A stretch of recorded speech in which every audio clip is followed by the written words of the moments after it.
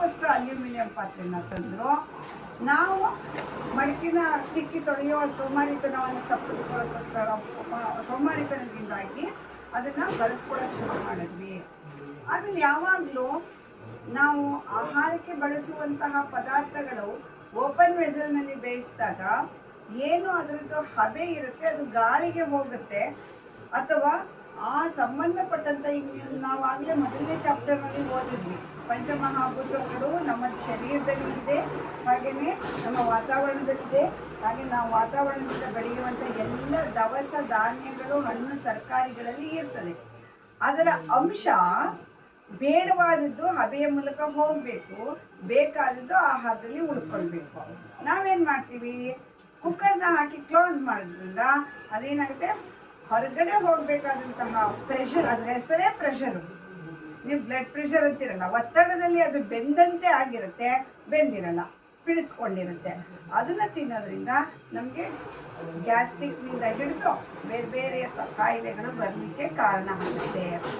ಹಾಗೆಯೇ ನಾವು ತಿನ್ನೋ ಆಹಾರದಲ್ಲಿ ಏನೇನಿರಬೇಕು, ಊಟದ ತಟ್ಟೆ ಹೇಗಿರಬೇಕು, ಊಟದ ತಟ್ಟೆನಲ್ಲಿ ಒಂದು ದವಸ ಅಥವಾ ಧಾನ್ಯ, ಏಕದಳ ಮತ್ತು ದ್ವಿದಳ ದವಸ ಧಾನ್ಯಗಳಿರಬೇಕು. ಅದು 1/20 ಭಾಗ ಇದ್ದರೆ ಸಾಕು. ಹೆಚ್ಚು ತರಕಾರಿ ಮತ್ತು ಸೊಪ್ಪು ಇರಬೇಕು, ಅದರದ್ದು ಸಲಾಡ್ ಮಾಡ್ಕೊಂಡು ಹಾಕ್ಕೊಳ್ಬೋದು. ಹಾಗೆ ತುರಿದ ತರಕಾರಿಗಳಿರಬೇಕು, ಜಸ್ಟ್ ಲೈಕ್ ಸೌತೆಕಾಯಿ, ಕ್ಯಾರೆಟು, ಬೀಟ್ರೂಟು, ತೆಂಗಿನ ತುರಿ, ಈ ತರಹ ತುರಿದ ತರಕಾರಿಗಳಿರಬೇಕು. ಆಮೇಲೆ ಉಪ್ಪು, ಹುಳಿ ಇವುಗಳು ಕೂಡ ಇರಬೇಕು. ಅದಷ್ಟನ್ನ ಹಾಕಿ ನಾವು ಊಟ ಮಾಡಿದ ಮೇಲೆ ನೀರಾದಂತಹ ಮಜ್ಜಿಗೆ ಇರಬೇಕು. ಯಾವಾಗಲೂ ಮೊಸರನ್ನ ನಾವು ಆಹಾರಕ್ಕೆ ಪ್ರಿಫರ್ ಮಾಡಲ್ಲ. ಗಟ್ಟಿ ಮೊಸರು ಇಟ್ಕೊತಾರಲ್ಲ, ಈ ಹೋಟೆಲ್ನಲ್ಲಿ ಮೀಲ್ಸ್ ಅಂತ ತಗೊಂಡಾಗ ಒಂದು ಡಬ್ಬಿನಲ್ಲಿ ಚಟ್ನಿ ಕೊಡೋ ತರಹ ಒಂದು ಸಣ್ಣ ಡಬ್ಬಿನಲ್ಲಿ ಗಟ್ಟಿ ಮೊಸರು ಕುಡಿಯೋತಾರಲ್ಲ, ಅದು ಆಹಾರ ಅಲ್ಲ. ನೀರು ಮಜ್ಜಿಗೆ ಇದೆಯಲ್ಲ ಅದು ಆಹಾರ. ಆ ಸಾರಾದರೂ ಅಷ್ಟೇನೆ, ಏನು ನಾವು ತಿಳಿಯಾಗಿ ರಸಮ್ ಅಥವಾ ಸೊಪ್ಪು ಕಾಳುಗಳನ್ನು ಬೇಯಿಸಿದ ಬಸ್ಸಾರು ಮಾಡ್ತೀವಿ, ಅದು ಆರೋಗ್ಯಕ್ಕೆ ಒಳ್ಳೆಯದಾದಂಥ ಆಹಾರ. ಅದಕ್ಕೆ ನಾವು ಯಾವ ಕಾರಣಕ್ಕೂ ಹಸಿರು ಮೆಣಸಿನ್ಕಾಯಿನ ಬಳಸಬಾರ್ದು. ಯಾಕೆಂದರೆ ಹಸಿರು ಮೆಣಸಿನ್ಕಾಯಿ ಭಾರತ ದೇಶದ ಒಂದು ಪದ್ಧತಿ ಅಲ್ಲ. ನಾವು ಖಾರಕ್ಕೆ ಏನು ಹಾಕ್ಕೊಳ್ತಾ ಇದ್ವಿ ಅಂದರೆ, ಪರಂಪರಾನುಗತವಾಗಿ ನಮ್ಮಲ್ಲಿ ನಾವು ಬಳಸ್ತಾ ಇದ್ದಿದ್ದು ಕಾಳು ಮೆಣಸು ಮತ್ತು ಜೀರಿಗೆ. ನಾವೆಲ್ಲ ಮಿಡ್ಲ್ ಸ್ಕೂಲ್ ಪಾಠದಲ್ಲೇ ಓದ್ಬಿಟ್ಟಿದ್ದೀವಿ. ವಿದೇಶಿಯರು ಯಾತಕ್ಕೆ ಬಂದರು ಭಾರತಕ್ಕೆ, ಯುರೋಪಿಯನ್ನರ ಆಗಮನ ಅಂತಂದಾಗ ಇಲ್ಲಿನ ಮಸಾಲೆ ಪದಾರ್ಥಗಳು ಅಲ್ಲಿ ಸಿಗ್ತಾ ಇರಲಿಲ್ಲ. ಅವ್ರ ಹತ್ರ ಚಕ್ಕೆ ಇಲ್ಲ, ಲವಂಗ ಇಲ್ಲ, ಏಲಕ್ಕಿ ಇಲ್ಲ, ಕಾಳು ಮೆಣಸಿಲ್ಲ, ಜೀರಿಗೆ ಇಲ್ಲ. ಈ ಕಾರಣಗಳಿಗೋಸ್ಕರ ಅವರು ಭಾರತ ದೇಶಕ್ಕೆ ಬರ್ತಾಯಿದ್ರು. ಆದರೆ ನಾವೇನು ಮಾಡ್ಕೊಳ್ತಾ ಹೋದ್ವಿ, ಅವರು ಕೊಡುವಂತಹ ಒಂದು ಅವ್ರು ಏನನ್ನು ಆರ್ಟಿಫಿಷಿಯಲ್ ಆಗಿ ಪ್ರಿಪೇರ್ ಮಾಡ್ತಾಯಿದ್ರು ಅಂತಹ ಆಹಾರಕ್ಕೆ ನಮ್ಮನ್ನು ನಾವು ಒಟ್ಕೊಂಡ್ಬಿಟ್ವಿ. ಅದು ಬಿಟ್ಟು ಯಾರು ಸಾತ್ವಿಕವಾದಂಥ ಆಹಾರವನ್ನು ಊಟ ಮಾಡ್ತೀವಿ, ಮತ್ತು ಒಂದು ಸರ್ತಿ ಊಟ ಮಾಡಾದ್ಮೇಲೆ ನಾವು ಇಷ್ಟೊತ್ತು ನಮ್ಮ ಜೀರ್ಣಾಂಗ ವ್ಯವಸ್ಥೆಯನ್ನು ಪಾಠ ನೋಡಿದ್ವಿ. ನಮ್ಮ ನಾಲಿಗೆ ಸಲೈವ ಬಿಡುಗಡೆ ಮಾಡೋದ್ರಿಂದ ಸ್ಟಾರ್ಟ್ ಆಗುತ್ತೆ ಜೀರ್ಣಾಂಗ ವ್ಯವಸ್ಥೆ. ಇನ್ನು ಕಂಪ್ಲೀಟ್ ಅದು ಎಲ್ಲ ಭಾಗಗಳನ್ನು ತಿರುಗಾಡಿಕೊಂಡು ಹೋಗಿ ರಕ್ತಗತವಾಗಿ ಒಂದು ಕಡೆಗೆ ಆಗಬೇಕಾದ್ರೆ ಕನಿಷ್ಠ 3 ರಿಂದ 4 ಗಂಟೆ, ಗರಿಷ್ಠ 6 ರಿಂದ 8 ಗಂಟೆಗಳ ಸಮಯನ ತಗೊಳುತ್ತೆ. ಅಲ್ಲಿಯವರೆಗೆ ಮೇಲಿಂದ ಮೇಲೆ ನಾವು ತಿಂತಾ ಇರಬಾರ್ದು. ಯಾಕೆಂದರೆ ಆ ಒಂದು ನಮ್ಮ ಡೈಜೆಷನ್ ಸಿಸ್ಟಮ್ ಏನಿದೆ ಅದು ಆಯಾ ಪಾರ್ಟ್ ಒಳಗೆ ಹೋದಂಗೆ ಕ್ಲೋಸ್ ಆಗ್ತಾ ಇರುತ್ತೆ. ನಾವು ಮೇಲಿಂದ ಮೇಲೆ ತಿಂತಾ ಇದ್ರೆ ಏನಾಗುತ್ತೆ, ತಕ್ಷಣ ಅದು ಓಪನ್ ಮಾಡ್ಕೊಳ್ಳುತ್ತೆ. ಈಗ ಒಂಥರ ಮುಳ್ಳಕ್ಕಿ ಬೇಯಿಸಿದ್ರಿಂದ ಆಗುತ್ತಲ್ಲ, ಆ ಥರ ಹಾಫ್ ಬಾಯಿಲ್ದಾಗಿ ನಮಗೆ ಕಾಯಿಲೆಗಳು ಶುರುವಾಗುತ್ತೆ. ಹಾಗೆಯೇ ಆಹಾರವನ್ನು ತಿನ್ನುವಾಗ ನಾವು ಮಧ್ಯದಲ್ಲಿ ನೀರನ್ನು ಕುಡಿಯಬಾರ್ದು. ಆಹಾರನ ತಿನ್ನೋಕ್ಕೆ ಮೊದಲು ನೀರನ್ನು ಕುಡಿಬಾರ್ದು, ತಿಂದ ನಂತರನೂ ಇಮಿಡಿಯೇಟಾಗಿ ನೀರು ಕುಡಿಬಾರ್ದು. ಆಹಾರಕ್ಕೆ ಕೂತ್ಕೊಳ್ಳೋದಕ್ಕಿಂತ ಕನಿಷ್ಠ 1/4 ಗಂಟೆ ಮುಂಚೆ, ಆಮೇಲೆ ಕನಿಷ್ಠ 1/4 ಗಂಟೆ ಮೊದಲು ಅಥವಾ ಲೇಟಾಗಿ ತಗೊಳ್ಳೋದ್ರಿಂದ ತೊಂದರೆ ಇಲ್ಲ. ಅಲ್ಲಿಯವರೆಗೆ ನನಗೆ ಊಟ ಮಾಡ್ತಾನೆ ಇದ್ದೆಪ್ಪ, ಏನೋ ಒಂಚೂರು ನನಗೆ ಬೇಕು ಅಂದರೆ ತಿಂದ ತಟ್ಟೆಗೇನೆ ಒಂದು ಸ್ವಲ್ಪ ನೀರು ಹಾಕಿ ತಟ್ಟೆಲಿರೋ ಮೊಸರನ್ನೆಲ್ಲ ಕ್ಲೀನ್ ಮಾಡಿಬಿಟ್ಟು ಕುಡ್ಕೊಳ್ಳೋದು ತೊಂದರೆ ಇಲ್ಲ. ಈ ರೀತಿಯಾಗಿ ನಾವು ಆಹಾರನ ಬಳಸ್ಕೋಬೇಕು. ಮತ್ತು ನಾವು ತಗೊಳ್ಳುವಂಥ ಆಹಾರ ಧಾನ್ಯಗಳು ಹೇಗಿರಬೇಕಪ್ಪ ಅಂದರೆ ಗೋ ಆಧಾರಿತವಾದಂತಹ ಕೃಷಿಯಿಂದ ಬೆಳೆದಂಥ ಆಹಾರ ಆಗಿರಲಿ. ತಟ್ಟೆಯಲ್ಲಿ ನಾವು ತಿನ್ನುವಂತಹ ಆಹಾರದಲ್ಲಿ ಭೋಜ್ಯ, ಭಕ್ಷ್ಯ, ಲೇಹ್ಯ ಮತ್ತು ಕ್ಷಾರ ಅನ್ನೋಂಥ 4 ಗುಣ ಇದೆಯಾ ಅಂತ ನೋಡ್ಕೊಳ್ಬೇಕು. ಹಾಗಂದ್ರೆ ಏನಂದರೆ ಭೋಜ್ಯ ಅಂದರೆ ಅಗಿದು ತಿನ್ನುವಂತಹ ಆಹಾರ, ಅನ್ನ, ಮುದ್ದೆ, ರೊಟ್ಟಿ ಇವೆಲ್ಲವನ್ನ ಭೋಜ್ಯ ಆಹಾರಕ್ಕೆ ಹಾಕೋಬಹುದು.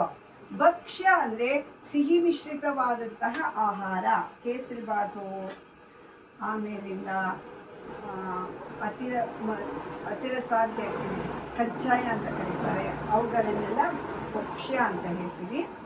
ಲೇಹ್ಯ ಅಂದರೆ ಗೊಜ್ಜುಗಳು, ಬೆಂಡೆಕಾಯಿನ ಗೊಜ್ಜು ಮಾಡ್ತೀವಿ, ಕೆಸುವಿನ ಗೊಜ್ಜು ಮಾಡ್ತೀವಿ, ಅದನ್ನ ಬೆರಳಲ್ಲಿ ತೊಗೊಂಡು ನಾವು ನೆಕ್ತೀವಿ, ಅದನ್ನು ಲೇಹ್ಯ ಅಂತ ಹೇಳ್ತೀವಿ.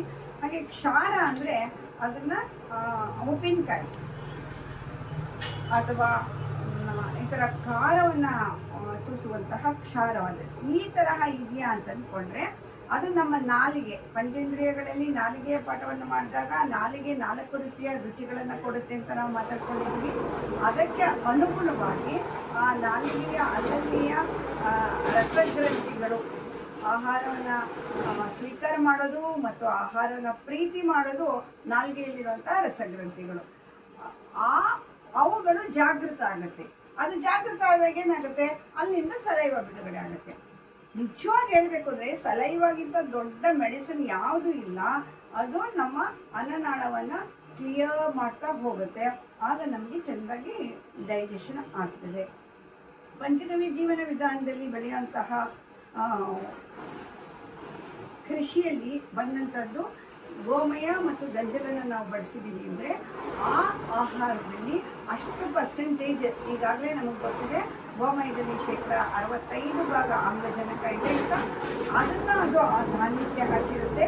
ಮತ್ತು ಯಾವುದೇ ರೀತಿಯ ರಾಸಾಯನಿಕಗಳನ್ನು ಮತ್ತು ಕ್ರಿಮಿನಾಶಕಗಳನ್ನು ಬಳಸದೇ ಇರೋದ್ರಿಂದ ಅಲ್ಲಿ ಏನು ಪೆಸ್ಟಿಸೈಡ್ಸ್ ಆಗಲಿ ಅದರದ್ದಾಗಲಿ ವ್ಯತ್ಯಾಸಗಳಿರೋದಿಲ್ಲ. ಹಾಗಾಗಿ ನಮ್ಮ ಆರೋಗ್ಯ ಚೆನ್ನಾಗಿ ಇರುತ್ತೆ. ಯಾವುದು ಅಡುಗೆ ಮಾಡಿದ ತಕ್ಷಣ ಮಾಡುವವರು ಕೂಡ ಒಂದು ಊಟ ಮಾಡ್ತೀವಿ ಅಂದರೆ ಅಡುಗೆ ಮಾಡುವವರು ಊಟ ಮಾಡೋರ ಬಗೆಗೆ ಪ್ರೀತಿಯಿಂದ ಅಡುಗೆಯನ್ನು ಮಾಡಬೇಕು. ಕಾಟಾಚಾರಕ್ಕೆ ಮಾಡೋದಲ್ಲ, ಜಗಳ ಮಾಡ್ಕೊಂಡು ಅಡುಗೆ ಮಾಡೋದಲ್ಲ, ಕತ್ತಲೆಯ ಕೊಠಡಿಯಲ್ಲಿ ಅಡುಗೆ ಮಾಡೋದಲ್ಲ. ಅದನ್ನು ಗಾಳಿ ಬೆಳಕು ಚೆನ್ನಾಗಿ ಬಿಡುವ ಕಡೆಯಲ್ಲಿ ಅಡುಗೆಯನ್ನು ಮಾಡಬೇಕು. ಸಾಧ್ಯವಾದರೆ ಸೌದೆ ಒಲೆ ಬೆಸ್ಟು. ಈಗಿನ ಅನಿವಾರ್ಯ ಪರಿಸ್ಥಿತಿಗಳಲ್ಲಿ ಒಂದಿಷ್ಟು ಗ್ಯಾಸನ್ನು ಬಳಸ್ಕೊಳ್ಳುವಂಥ ಸ್ಥಿತಿಗೆ ಬಂದಿದೆ. ಈಗ ಮತ್ತೆ ಬ್ಯಾಕ್ ಟು ಪೆವಿಲಿಯನ್ ಅಂತ ಎಲ್ಲರೂ ಸೌದೆಯ ಬಗೆಗೆ ಅಥವಾ ಗೋಬರ್ ಗ್ಯಾಸ್ ಬಗೆಗೆ ಯೋಚನೆ ಮಾಡ್ತಾ ಇದ್ದೀವಿ. ಆಹಾರ ತಿನ್ನುವ ಉದ್ದೇಶ ಏನಾಗಿರಬೇಕು ಅಂತಂದರೆ ಈ ಶರೀರ ಮಾತ್ರ ಖಲು ಧರ್ಮ ಸಾಧನ ಅಂತ ದೊಡ್ಡ ಸಾಧನೆಯನ್ನು ಮಾಡೋಕ್ಕೆ ಈ ಶರೀರ ದಷ್ಟಪುಷ್ಟವಾಗಿರಬೇಕು. ಆ ಸಾಧನೆ ಏನು? ಭಾರತೀಯರೆಲ್ಲರ ಜೀವನದ ಗುರಿ ಮೋಕ್ಷ ಸಾಧನೆ ಅಂತ ಹೇಳ್ಕೊತೀವಿ. ಮೋಕ್ಷ ಅಂದ್ರೆ ಏನಂದರೆ ನಮಗೆ ನಾವು ಪುನರಪಿ ಮರಣಂ ಪುನರಪಿ ಜನನಂ ಪುನರಪಿ ಜನನಿ ಜಠರೇಶಯನ ಆಗಬಾರ್ದು. ಈ ಮನುಷ್ಯನಾಗಿ ಹುಟ್ಟಿದೆ, ನಾನು ಸತ್ ನಂತರ ಪುನಃ ಇನ್ನೊಂದು ಕಡೆ ಹುಡ್ತೀನಿ, ಪುನಃ ಇನ್ನೊಂದು ಕಡೆ. ಅದು ನಮ್ಮ ಉದ್ದೇಶ ಅಲ್ಲ. ನಾನೊಂದಿಷ್ಟು ಸಾಧನೆಯನ್ನು ಮಾಡ್ತೀನಿ, ನಾನು ಹುಟ್ಟಿದ್ದಕ್ಕೆ ನನ್ನ ಹೆಜ್ಜೆ ಗುರುತುಗಳನ್ನು ಒಂದಿಷ್ಟು ಕಡೆ ಇಟ್ಟು ಹೋಗ್ತೀನಿ ಅಂತ. ಇವಾಗ ಸ್ವಾಮಿ ವಿವೇಕಾನಂದರು, ರಮಣ ಮಹರ್ಷಿಗಳು, ನೇತಾಜಿಯವರು ಇವರೆಲ್ಲ ಹುಟ್ಟಿದ್ರು. ಆದರೆ ಅವ್ರು ಸತ್ತಿದಾರಾ? ಸತ್ತಿಲ್ಲ. ಅವರ ಭೌತಿಕ ಶರೀರ ಇಲ್ಲವೇ ಹೊರತು ನಾವೆಲ್ಲ ಅವರ ಆದರ್ಶಗಳನ್ನು, ಅವರ ವಿಚಾರಗಳನ್ನು ಇಟ್ಕೊಂಡಿದ್ದೀವಿ ಅಂದರೆ ನಾವು ಅವರಂತೆ ಯಾಕಾಗಬಾರ್ದು?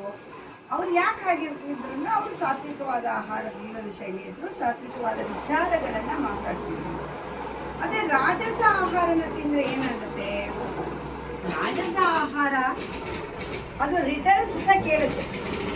ನಾನು ನಿಮ್ಗೇನೋ ಸಹಾಯ ಮಾಡಿದೆ, ನೀನು ನನಗೇನು ಮಾಡ್ತೀಯ ಅಂತ. ನಿಮ್ಗೆ ಯಾರಿಗಾದ್ರೂ ಇಲ್ಲಿ ಜೋಳದ ಮಿಷನ್ದು ಡಿಸ್ಟರ್ಬ್ ಆಗ್ತಾ ಇದೆಯಾ ಅಂದ್ರ